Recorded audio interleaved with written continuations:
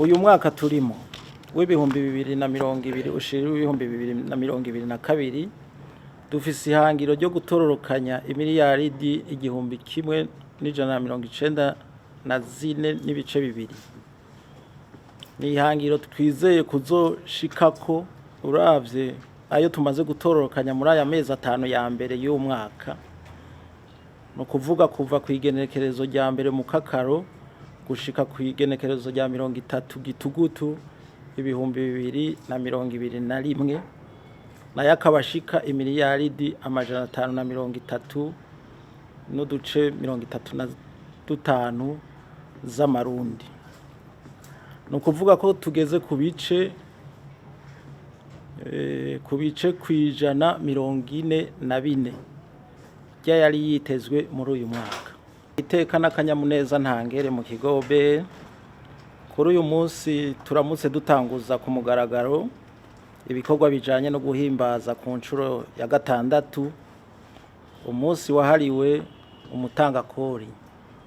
Uyu mwaka uyu munsi uzohimbazwa ibirori bizobera ku kibuga citiriwe Intwari mu gisagara ca Bujumbura kwigenekerezo rya 21 Kigarama ibihumbi 2021 ku civugo kivuga kiti tugwiza umwimbu turonke n'umusesekara wo gushorera hanze dutange amakori n'amatagisi duhimbawe.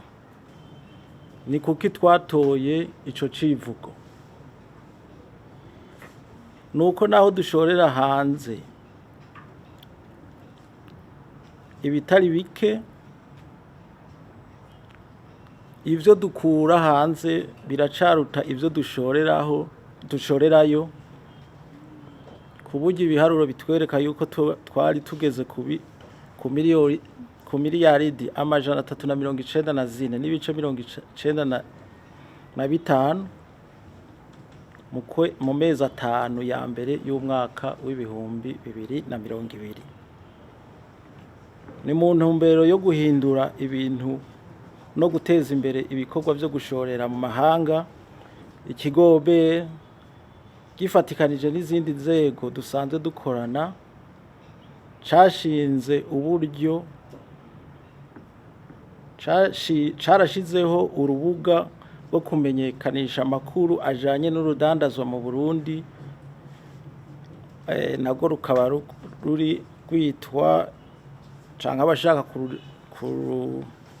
kurukoresha borondera kuri info _ commerce _ BI.